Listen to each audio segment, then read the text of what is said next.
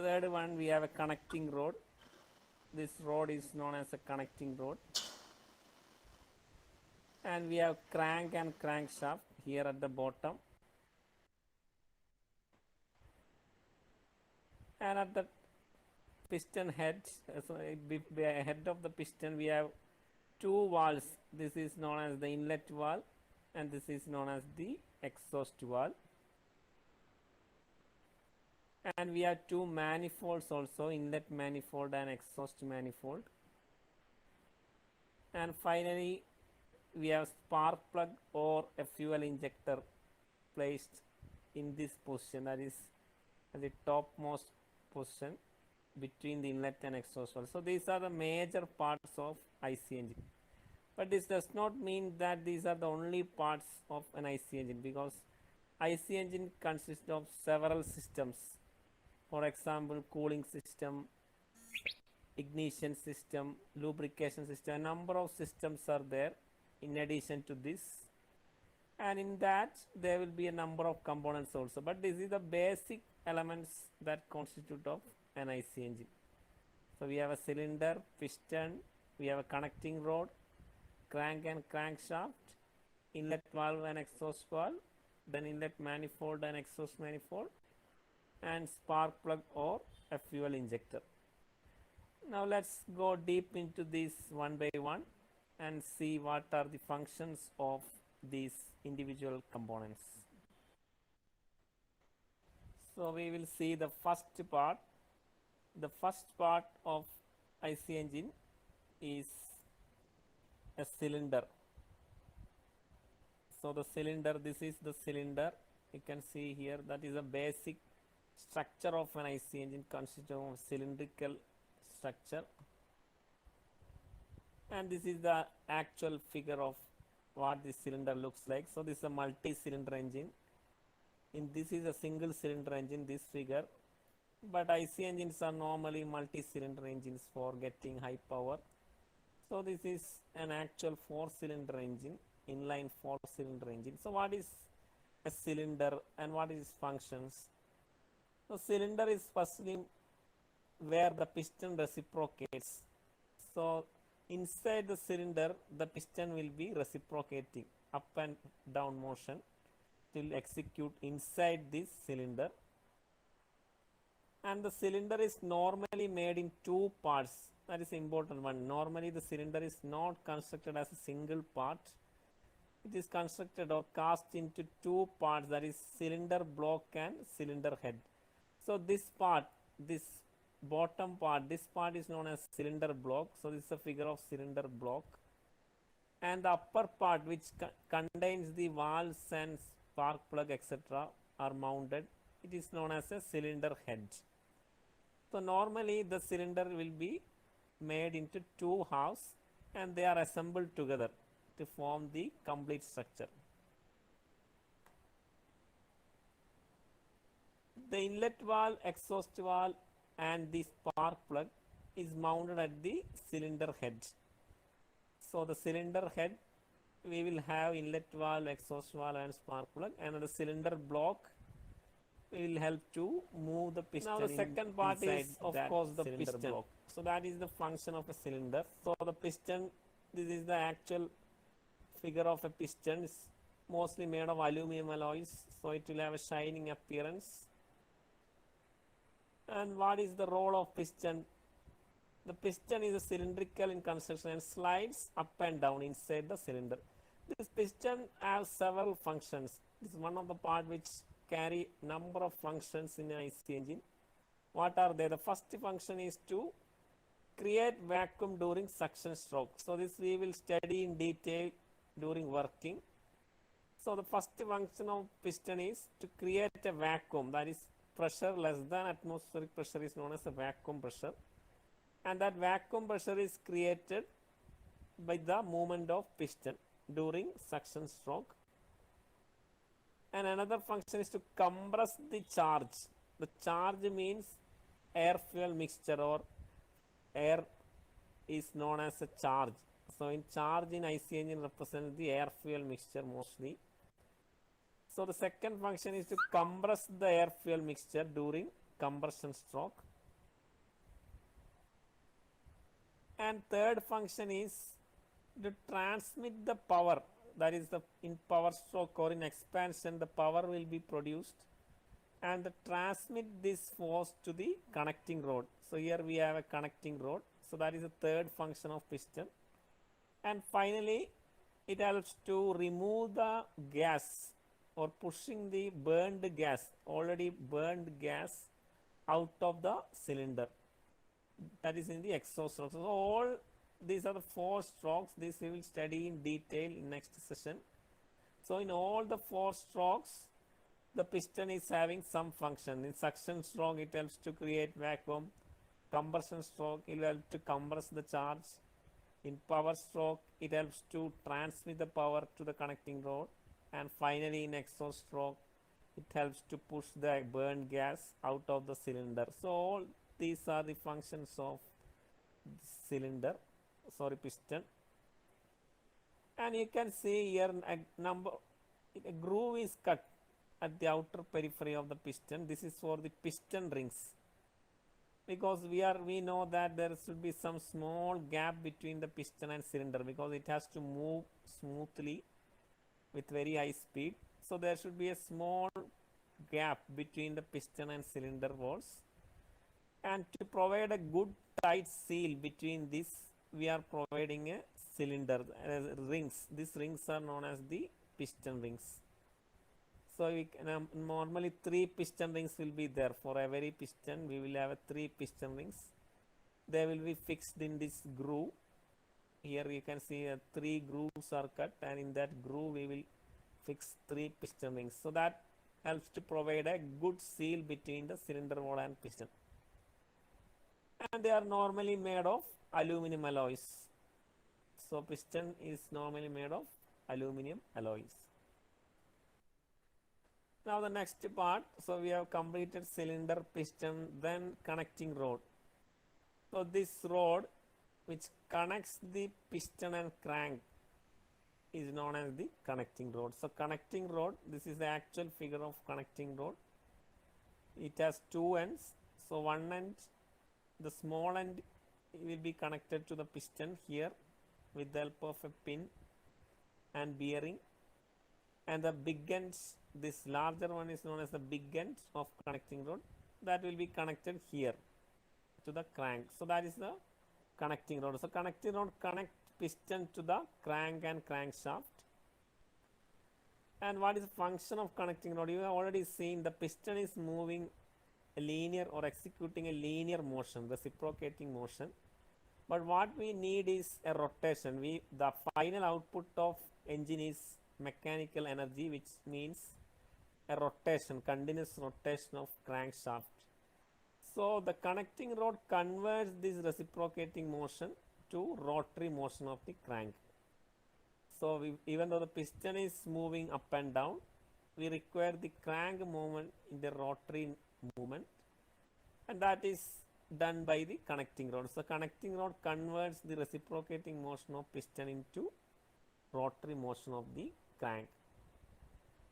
And the upper end of connecting rod is known as the small end. This is the small end, which is smaller in diameter, and the bottom end or the lower end will be larger in diameter, this one here, and it is known as a big end. So small end is connected to the piston and big end is connected to the crankshaft.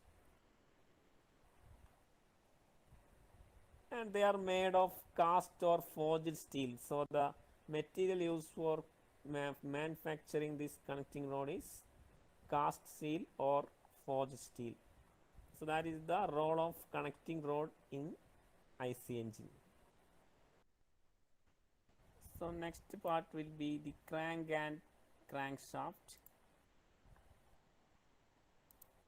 So let's see what is the role of crank and crankshaft in an IC engine.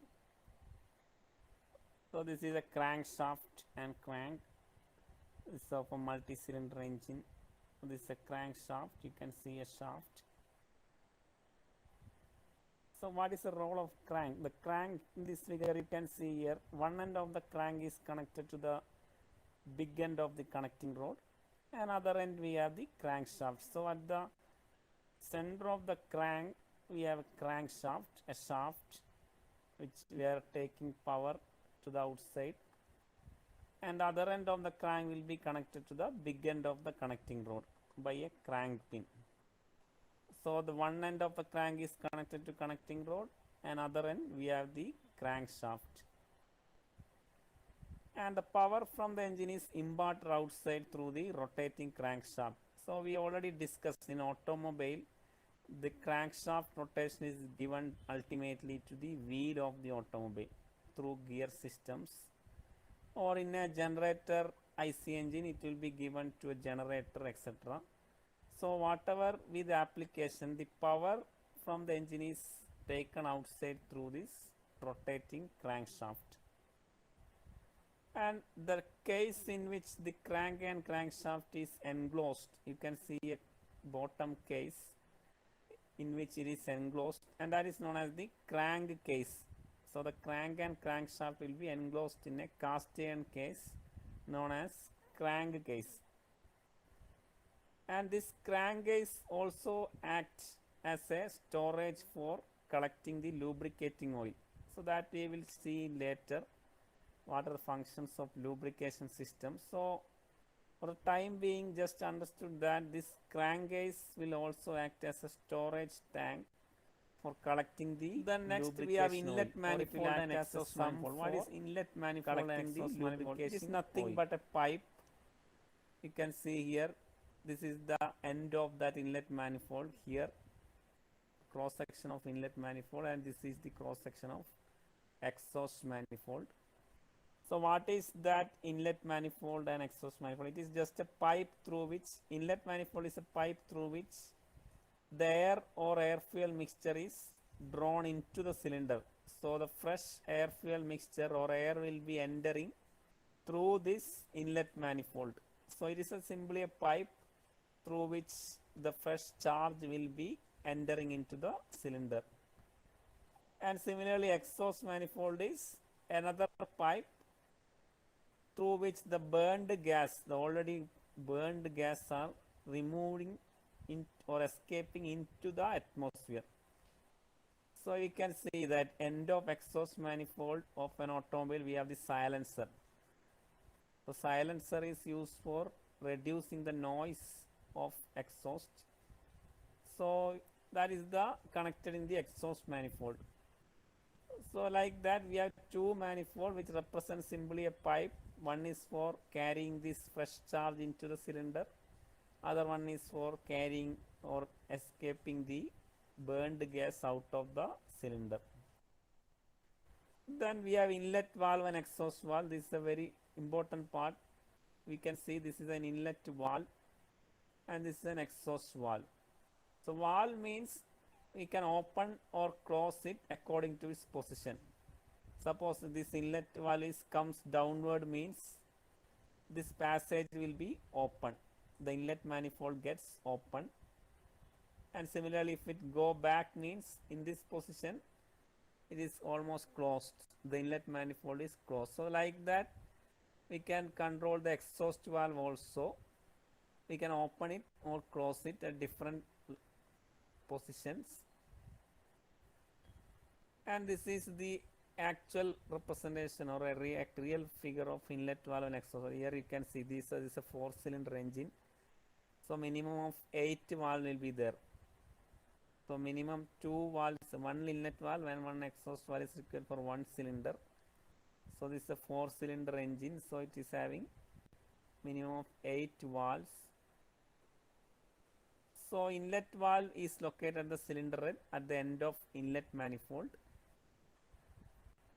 And the inlet valve allows the fresh charge into the cylinder. So if you are opening the inlet valve, it will allow the fresh charge into the cylinder.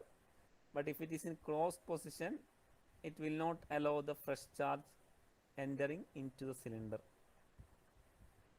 Similarly, exhaust valve is located also at the cylinder head, but it is at the end of exhaust manifold. An exhaust valve allows the burned gas to escape out of the cylinder. So if the exhaust valve is in open position means the valve come down, this opening will be free and the burned gas can go outside. But if it is in closed position, it will not allow the exhaust or gas to escape. So that is the importance of inlet valve and the exhaust valve. But then how these are open and closed? That is the question. Because this high speed machine, this opening and closing will be completed within microseconds. So who is controlling the opening and closing of this? So for that we have a cam and camshaft. So you can see here some cam is marked and camshaft, and this is that cam and camshaft. This shaft which pushes the inlet valve and exhaust valve, this shaft is known as camshaft, and we have the cam which help to push this valve up and down.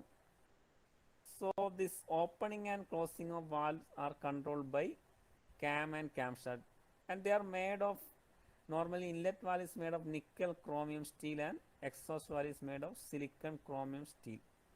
So it is an alloy of steel, chromium and silicon, etc. And the opening and closing of inlet and exhaust valve are controlled by cam and camshaft. And another thing is they are connected to the crankshaft. Some connection should be there between the valve and crank, because at a particular position of crank we want to open one valve, and in another position of crank we require to close that valve. So therefore some connection should be there between the crank and crankshaft, and that is with the help of this timing gear or chain, etc. We will be connecting this camshaft to the crankshaft, so that when the crank is in a particular position, this cam will push the valve or it will open. Similarly, it will release the valve in some other position. So they are connected to the crankshaft. The camshaft is connected to the crankshaft with the help of a number of timing gears, chain, etc. So that is how we are controlling the opening and closing of these valves. And finally we have a part which is spark plug. This is here at the middle of the IC engine at the top, or it may be fuel injector also. We will see what is the role of this spark plug or fuel injector. This is a spark plug, the actual diagram of a spark plug, and this is a fuel injector. So even though they are somewhat similar, but they are entirely different functions. Spark plug is having one function, fuel injector executes some other function. So let's see what is that. The spark plug or fuel injector is located at the top of the cylinder head between the inlet and the exhaust valve. And what is the function of spark plug? The important thing is spark plug is mainly used in petrol engine only. In diesel engine normally the spark plug will not be present. And the function of spark plug is to provide the spark. We require a momentary spark for initiating the combustion of petrol and air mixture. So that is the function of spark plug. What the spark plug is doing is it will provide an instantaneous spark at a end of combustion stroke, which will initiate the burning of the air fuel mixture inside this combustion chamber. And this is a spark plug. So we can see here it is having two electrodes. The spark plug will be connected to battery and ignition system, and in between these two electrodes, this is one electrode, there will be a central electrode, and this is another ground electrode, and in between this we will be getting the spark. But what about fuel injector? Fuel injector is mostly used in diesel engines. They are rarely seen in petrol engines, but some petrol engine also use fuel injector, but still it is mainly used in diesel engines, and its function is to spray or inject the diesel with high pressure. So it does not have any function with the spark or ignition. But what the diesel injector or fuel injector will do is, it is having a nozzle here, and with very high pressure it will help to create high pressure, and it will inject the diesel in an atomized form into the cylinder. So both of these help to initiate combustion in a different way. Spark plug is used in petrol engine. It is used for providing a momentary spark. fuel injector is used in diesel engine. It is used for injecting diesel into the cylinder. So that is the overall parts of an IC engine. Now finally we are going to the technology or specifications of an IC engine. So what are the important specifications of an IC engine? So first we have to understand the two terms, that is what is TDC and what is BDC. So TDC top dead center, BDC is bottom dead center. So what is that? It's nothing but TDC is the maximum point up to which the piston can reach when it is moving upward, or when it is at the top, that is known as the top dead center. So here you can see the piston can reach up to maximum this level. So we can mark this level as top dead center or TDC. And similarly, the maximum point the piston can reach when it is moving downward or when it is at the bottom part, it is known as BDC. So here you can see the piston can reach up to maximum here in the downward motion. So that point we can mark it as BDC or bottom dead center. So that is TDC and BDC. One is the maximum point, top dead center is the maximum point reached when it is moving upward, and BDC is the maximum point it can reach when it is moving downward. And why it is known as a dead center? Because while reaching this point, the piston velocity will be 0 because it will reverse the direction. So once the piston reaches TDC, it will reverse the direction. Similarly, reaching BDC also, it will reverse the direction. So at that point, velocity becomes 0. So that is why it is known as a dead center. And another important term we don't know is stroke. So every engine will have a stroke or stroke length represented by capital L. What is that? It is nothing but the distance traveled by the piston when moving from one dead center to other. So you can see here the stroke is marked here. So what is the distance between TDC and BDC? That is named as stroke. So it is a distance traveled by the piston moving from one dead center to the other. So that is TDC, BDC and stroke. And normally the diameter of the cylinder or diameter of piston is known as a bore. You can see here it is marked here, bore. It represented by capital D. It is nothing but the diameter of the cylinder. This diameter of the cylinder is normally named as a bore.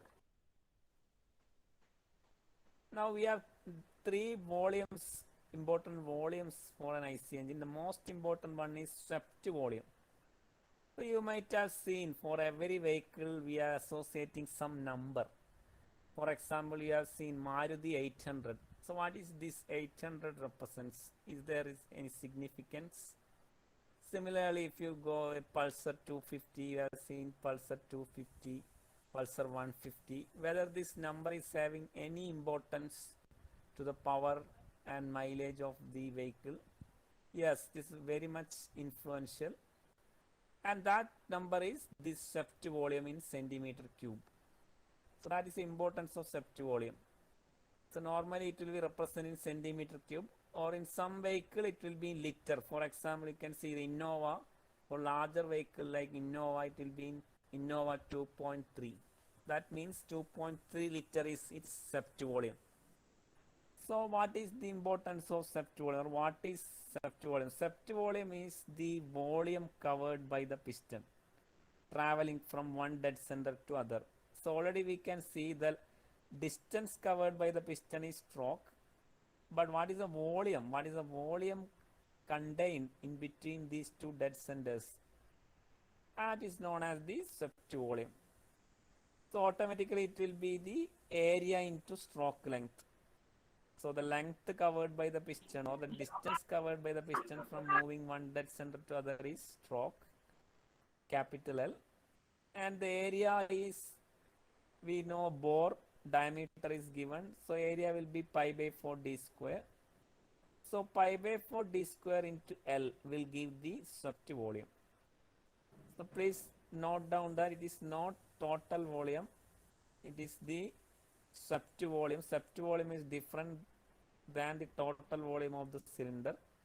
So swept volume is volume covered by the piston moving from one dead center to other. And what happens to power of an engine is normally as the swept volume increase, we can incorporate more air fuel mixture, we can burn more fuel, so power will increase, but its mileage will be reduced. So you can see the power of Pulsar 250 is more than that of Pulsar 150, but mileage will be obviously more for Pulsar 150. So that is the relation general with respect to swept volume. And we have one more volume, that is the clearance volume. You can see a small volume marked here, that is clearance volume. Here you can see what is that. That is a volume left above the piston when it is at the TDC. So you can see why it is provided, because the valves will be continuously moving and upward and downward. So you cannot reach the piston here at the maximum point of the cylinder, because it will hit the valve, it will damage the valve. So you have to provide a small clearance volume here. So clearance volume is the volume left above the piston when it is at TDC here, top dead center. So this volume is clearance volume. So obviously the total volume, what will be the total working volume of cylinder, will be the sum of swept volume and the clearance volume. So that is swept volume, clearance volume and the total volume. And finally we have an important factor, that is compression ratio. Every engine will have a compression ratio. For example, most of the petrol engine compression ratio will be between 6:1 to say 12:1. But diesel engine will be using a very high compression ratio, that is some 15:1 to 22:1. So that's an important factor which determines the efficiency, power, etc. So what is that compression ratio? So compression ratio is defined as volume before compression to volume after compression. So that we will understand better after studying the working strokes of an IC engine, but still it is the ratio of volume before compression to volume after compression. And volume before compression, that is the beginning of compression stroke, piston will be here at the bottom, BDC. So what will be the volume before compression? So piston is here, so this much volume is available.